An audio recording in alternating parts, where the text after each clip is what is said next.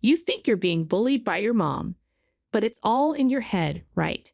Mom is just teaching you how to be a proper daughter-in-law, but you're so good at playing the victim. These were the words my husband Steve said when I told him about the harassment from my mother-in-law, Pamela. She throws away the meals I make and drops the laundry I hung out on the ground. To Steve, that seems like educating a daughter-in-law. Seeing me speechless, Steve just laughed mockingly and then said something unbelievable. My name is Laura. I'm 28 and work as an office worker at a pharmaceutical company. Steve was a college friend, and we got married 3 years ago. I lost my parents around the same time I graduated from college. It was so sudden, and as an only child, I felt doomed to a lifetime of loneliness. My parents didn't have much interaction with relatives, so mostly their acquaintances and friends attended the funeral. Without time to grieve, I started working at the company where I was hired as a new grad and met Steve through a friend. Out of pity for me losing my parents, Steve often took me to his parents' house from the beginning of our relationship. His parents welcomed me like their own daughter, and I never doubted our good relationship, even after marriage, often enjoying my mother-in-law's cooking.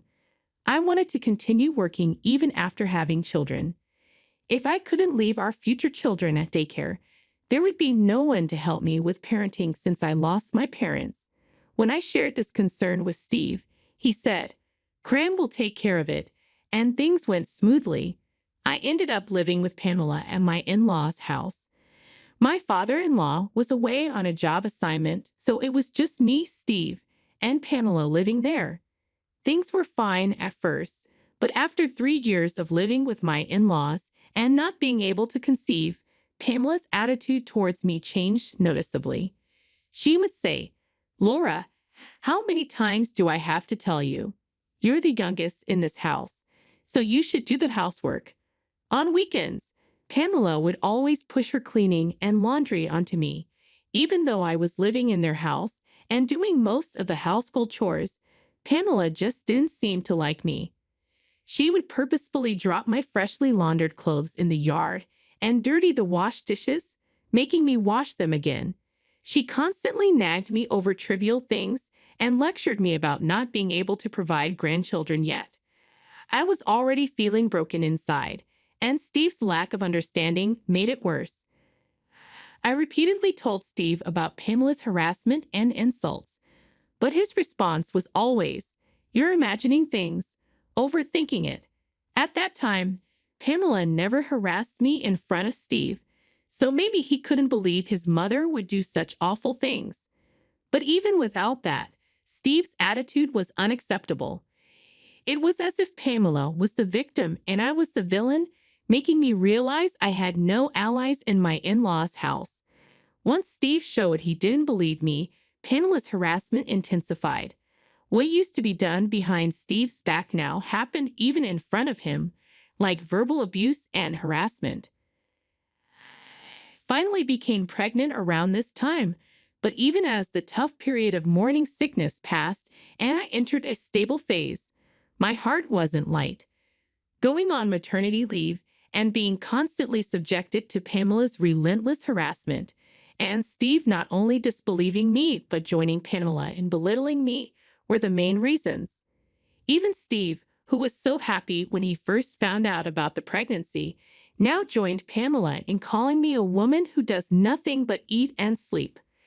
I knew stress was bad for the baby, but I saw no solution. Despite the situation, the only person I could turn to for help was Steve. I decided to have a serious talk with him, recounting all the mistreatment from Pamela and hoping for a change in his condescending attitude for the sake of our unborn child. I picked a weekend and approached Steve, who was relaxing in the living room. "Hey, there's something I want to talk about." As I said that, Steve lazily lifted his face from his mobile phone. "Lately, both you and Pamela have been really cruel to me, and when Pamela harasses me, you just ignore it and pretend it's not happening. Can you stop doing that?" Steve, seemingly unsure whether to listen or not, stared blankly into the distance, then mockingly focused back on me. That's just you overreacting. What mom does isn't harassment or anything. How can you say that? Throwing away the food I make without touching it, deliberately littering my room, isn't that harassment? Maybe mom is just trying to educate you to be a proper daughter-in-law. Why can't you understand that? Steve's words made my vision blur with disbelief. I unconsciously placed my hand on my stomach and looked down. There's no way I can raise a child in this awful in-law's house. Steve and Pamela's mindset will definitely have a bad influence on the child.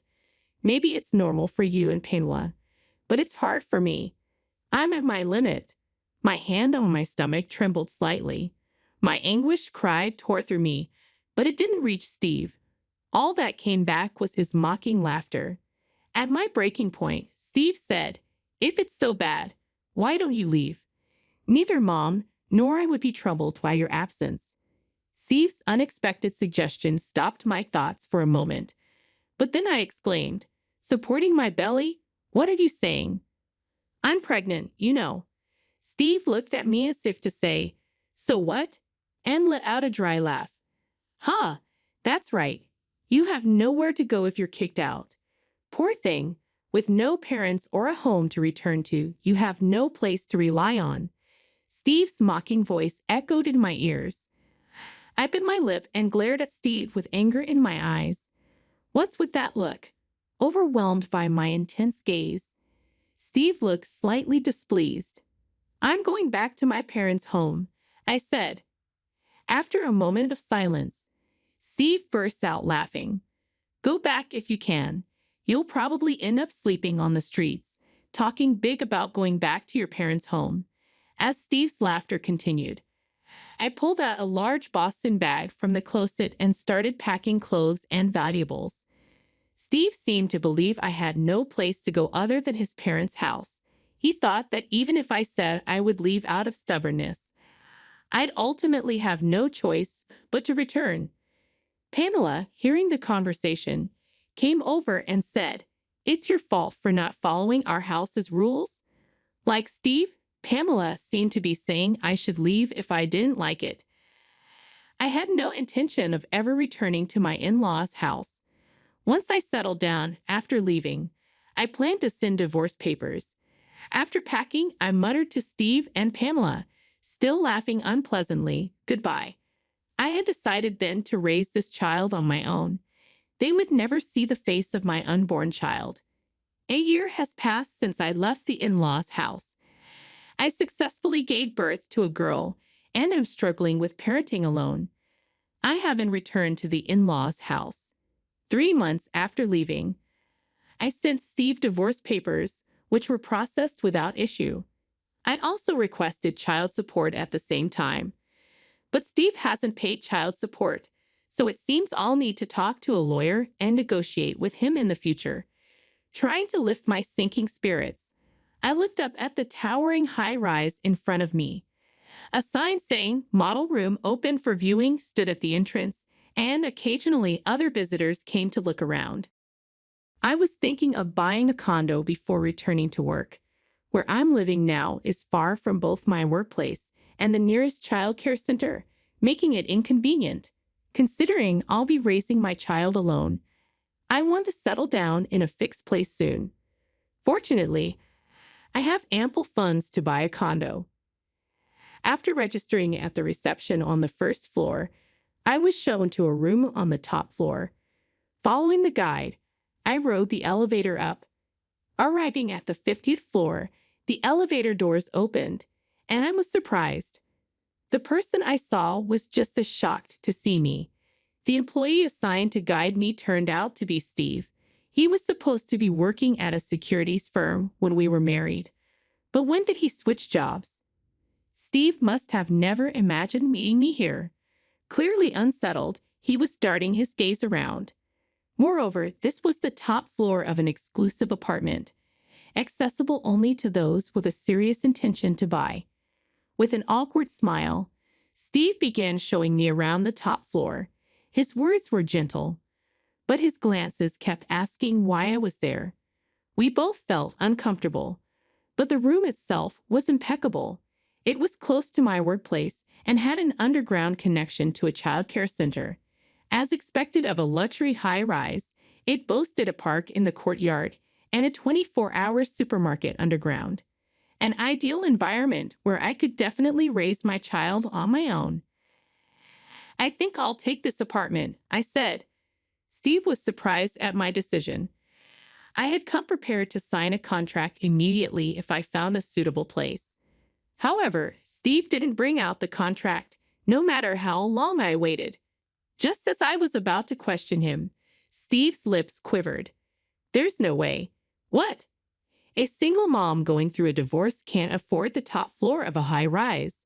Steve's face showed a mix of emotions.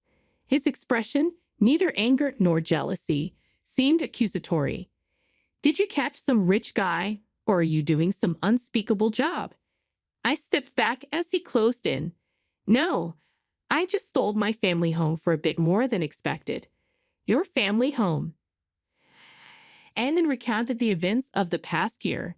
After leaving my in-laws, I moved back to my family home, which was in my name. Both my parents had passed, and the house was too large for me alone. The impressive water garden, a hobby of my father's, must have added to its value. Just before the baby was born, someone wanted to buy it, but that doesn't mean it would sell for enough to buy the top floor of a mansion, right? Steve's skepticism was understandable. The house was old and showing wear. I thought it would only cover living expenses for a while, but the buyer was a well-known, wealthy individual. He was more interested in the water garden than the house itself, offering 5 times the market value for it. I explained that the garden was a hobby, not professionally landscaped, and that I barely maintained it. However, the buyer liked the foundation and planned to have a gardener reshape it to his liking. His willingness to pay so much, even after seeing its current state, led me to sell the house. He even added a living allowance to the price as he felt bad for buying me out. This allowed me to live nearby in an apartment, focusing on childcare without financial worries. Hearing my story, Steve's eyes sparkled briefly, then his attitude changed, and he humbly apologized. "I'm sorry about what happened. Can we start over?" Confidence oozed from Steve's face as if he was sure I wouldn't refuse. But I didn't take his offered hand. "I can raise my child and live well without you. I have no desire to live with someone who looks down on others." At that moment, Steve's face turned to anger. His face reddened as he glared at me. "You're refusing my offer to remarry you?" A colleague with the contract appeared behind Steve, perhaps curious about our long conversation. I glanced past Steve to greet the colleague, but Steve seemed oblivious. A woman being rich is just wrong. Women should just quietly support their men and stay at home. The colleague's face went pale. I silenced his attempt to intervene with a look. "Is that all you wanted to say? So you think you can look down on me now that you're rich? You were better off as a lifetime servant in your husband's house." I sighed and turned to the employee standing frozen with a stack of contracts and documents. "I can't make a big purchase from a company that employs someone who talks like this." At my words, Steve finally turned around. The employee, realizing he was being addressed, rushed over and profusely apologized, almost scattering the documents in his haste. "I'm so sorry. My subordinate was incredibly rude to you." "Come on, you apologize too," urged by his boss. Steve seemed to finally grasp that things were going badly. He apologized repeatedly along with his boss. "Please stop," I commanded. The two hesitantly looked up. "I won't buy it anyway." "I'm sorry, I'll look at other apartments." Their expressions turned to despair at my words. "Wait, I take back everything I said. Just this contract. Do you really think I'd make a deal that benefits you after all you've said?" Steve looked defeated. The outcome was clear. It was a loss for Steve, who knew nothing but to look down on others, and the boss, who probably hoped that our being ex-spouses would smooth things over, hadn't stopped Steve's tirade. I didn't feel much sympathy. I liked everything about the apartment, its location, its layout, but it couldn't be helped. I didn't want to spend my money at a company with such people. Leaving them, I bowed and left the room. No one saw me off as I rode the elevator alone out of the building. I didn't look back as I walked away, searching for another model apartment. Later, I heard through Pamela that Steve had not only lost the big contract for the top floor of the high-rise, but also faced a pay cut and demotion for his verbal abuse towards me, a client, leading to his resignation. After resigning, Steve struggled to find another job, resorting to alcohol and gambling, with Pamela taking care of him. I once met Pamela at the supermarket. My son isn't working and stays at home taking his anger out on me. I'm sorry for everything. Please remarry him and come back, she pleaded. I quickly responded, why don't you leave the house if it's so bad? Pamela's face fell in despair, and I felt a slight sense of relief. I purchased an apartment in a different building and returned to work after putting my child in childcare. The money from selling my family home was more than enough to raise my child, but I loved my job and was asked to return, so I did. With a recent promotion, I'm now living a fulfilling life, juggling work and childcare.